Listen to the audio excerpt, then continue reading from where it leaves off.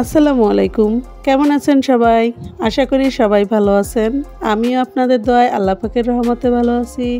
তো আমি জান্নাতুল ফেরদাউস চলে আসলাম নতুন একটি ভিডিও নিয়ে। আজকের ভিডিওটি একটু ব্যতিক্রম।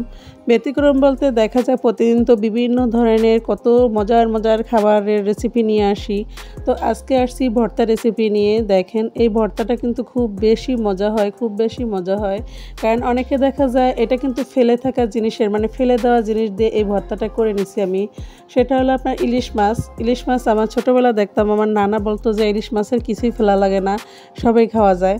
তো ওরকম অবস্থা। তো আমি ইলিশ মাছের কিছুই ফেলিনি।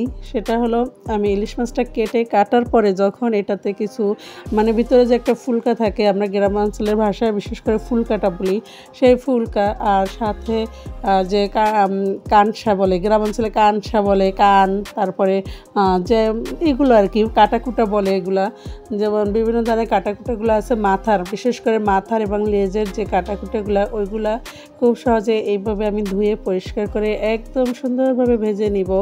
তো এটাকে ভর্তা বানালে খুব বেশি মজা হয়, খুব বেশি মজা হয়। কারণ অনেকেই জানে না, অনেকে এগুলো ফেলে দেয়, কিন্তু আমি কিন্তু ফেলি না, কারণ এই ভর্তাটা আমার কাছে খুব বেশি মজা লাগে।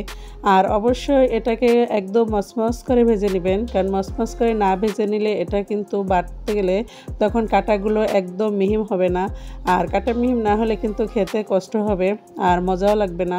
তো আমি এগুলো খুব সুন্দরভাবে একদম ভেজে মচমচ করে তুলে নিলাম। তুলে নিয়ে আমি এই ফ্রাই প্যানেই কাঁচা মরিচ এবং পেঁয়াজ ভেজে নিব। আজকে আমি ভর্তাটি বিশেষ করে কাঁচা মরিচ দিয়েই বানানোর জন্য নিচ্ছি।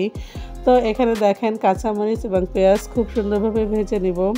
একদম অতিরিক্ত মচমচা করে ভাজবো না, এটা কিন্তু আমি হালকা ভেজে নিব।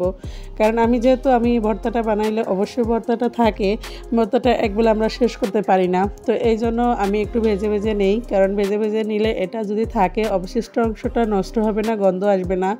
আর যারা সাথে সাথে খেতে চান ইনস্ট্যান্ট একদম খেয়ে নেবেন এখনই, তারা কিন্তু কাঁচা পেঁয়াজ কাঁচা মরিচ দিয়েও বাটতে পারেন, ভর্তাটা বানিয়ে নিতে পারেন, খুব বেশি মজা লাগবে। আমার যেহেতু থেকে যায় এই জন্য আমি একটু ভাজা ভাজা করে নিই। তো দেখেন আমার ভাজা ভাজা হয়ে গেছে। তো এই পর্যায়ে আমি কিন্তু চলে আসছি শিলপাটা নিয়ে, শিলপাটায় বাটতে।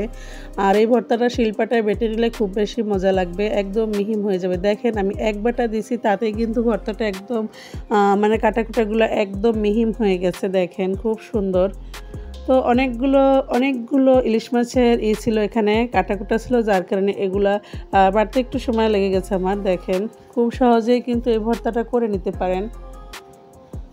তো আমার খুব সহজে এখন আমি শিলপাটা এটা বেটে নিব। তো আমার ভিডিওটা যারা এই পর্যন্ত দেখছেন এখনও একটা লাইক দেননি, প্লিজ একটা লাইক দিয়ে নেবেন।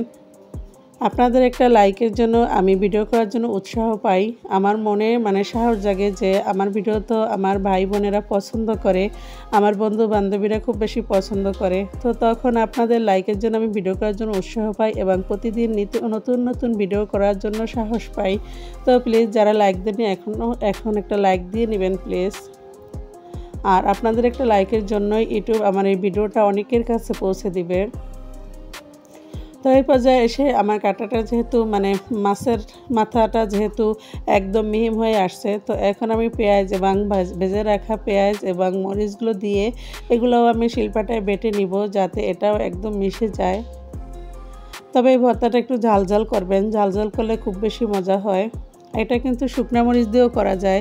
আমি যেহেতু আজকে চিন্তা ভাবনা করছি যে না আজকে কাঁচামরিচ দিয়েই ভর্তাটা করব, তো এই জন্য কাঁচামরিচ দিয়েই ভর্তাটা করে নিলাম। তো দেখেন খুব সহজে কিন্তু এই ভর্তাটা একদম এত সুন্দরভাবে করা যায়, খুব সহজভাবে। তো আমি শিল্পটা আরেকটা বাটা নিয়ে নেব, কারণ কাটাকুটা যদি একটু অংশ থেকে থাকে তো সেটা যেন একদম মিহিম হয়ে যায়। আর আমি বিশেষ করে যাই রান্না করি, যেইভাবে যাই করি ভর্তা করি বা যাই রান্না করি, আমি কিন্তু আমার বাচ্চাদের খাওয়াই, কারণ আমি অভ্যাস করি যে আমার বাচ্চারা যেন সব ধরনের খাবার খেয়ে অভ্যস্ত থাকে, কোনো ধরনের খাবারের জন্য ওদের কোনো সমস্যা না হয়। এই জন্য আমি এই মাছের কাঁটাটা আরও সুন্দরভাবে বেটে নিব, যাতে কোনো কাটানোর জন্য না থাকে, কারণ কাটা থাকলে ওদের গলায় বাজতে পারে। তো আমার ভর্তাটা কিন্তু প্রায় হয়ে গেছে, দেখেন খুব সহজেই ভর্তাটা। আর এই ভর্তাটা এত বেশি মজার, আপনি বিশেষ করে খিচুড়ির সাথে খেলে খুব খুব খুব বেশি মজা হবে এই ভর্তাটা। আর ভাতের সাথে খেলে গরম গরম ভাতের সাথেও যদি এই ভর্তাটা খান, সেই লেভেলের আর কোনো ধরনের মানে তরিতরকারি লাগবে না, শুধু এই ভর্তা দিয়েই খাবারটা খেয়ে উঠতে পারবেন। আর পোলাওর সাথে বিরিয়ানির সাথে সব কিছুর সাথে মানে এই ভর্তাটা অনেক বেশি মজা। এটা কিন্তু আপনার কোনো টাকা দিয়ে কেনা লাগে নেই কিছুই, কারণ ঘরেই আপনার দেখা যায় পেঁয়াজ মরিচ থাকে।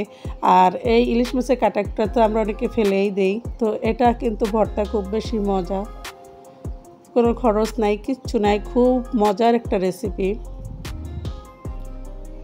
তো আমি শিলপাটা বেটে নিতেছি, খুব সহজে আমার ভর্তাটা হয়ে গেছে। তো আমরা কিন্তু আজকে গরম ভাতের সাথে খাবো। খুব বেশি মজার এই রেসিপিটা। আমার জাবেরও খেয়েছে, জাবের অনেক বেশি পছন্দ করে ভর্তা। তো জোনায়েদ ছিল না, জোনায়েদ যেহেতু মাদ্রাসায় ছিল, তো আমরাই খেয়ে নিয়েছি। জোনায়েদেরও খুব বেশি পছন্দ। জোনায়েদ তো আমার বাবার বাড়ি তো বরিশাল, তো বরিশালের যে ঐতিহ্যবাহী খাবার ছিল কাজির ভাত। তো ওই কাজির ভাত মানে ও ওখানে যখন মাদারীপুরে ছিলাম তখন ওই কাজির ভাত খেয়ে খেয়ে আমার ছেলে খুব অভ্যস্ত ছিল। তো ও কিন্তু এই ভর্তাকে কাজির ভাত বলে, কাজির ভাত বলে না, কাজি বলে। মানে ও যখনই বাসায় আসে বলে আম্মু কাজি করো, কাজি মানে এই ভর্তা, ও ভর্তাকেই কাজি বুঝে, তো এই জন্য বলে যে কাজি করো। তো আমিও আসলে কিন্তু এভাবে ভর্তা বানিয়ে দিই ওকে।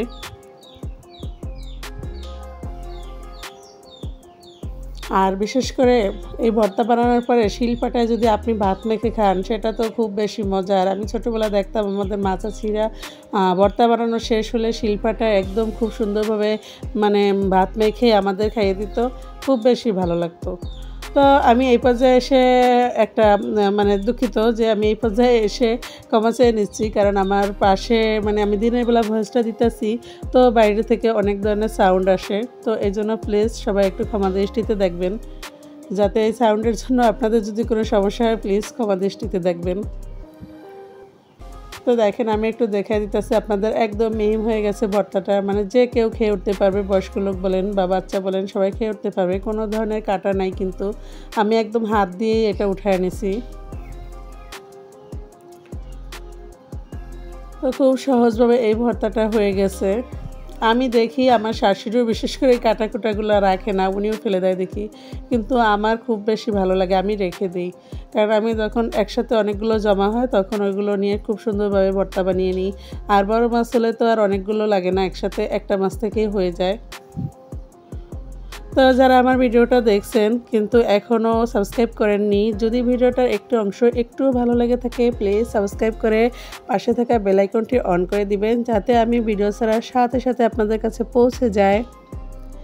আর যদি ভালো লাগে থাকে প্লিজ আপনারা আমার ভিডিওটি শেয়ার করে দিবেন, যাতে সবাই দেখার সুযোগ পায়। আজ এ পর্যন্তই, ভালো থাকবেন, আল্লাহ হাফেজ।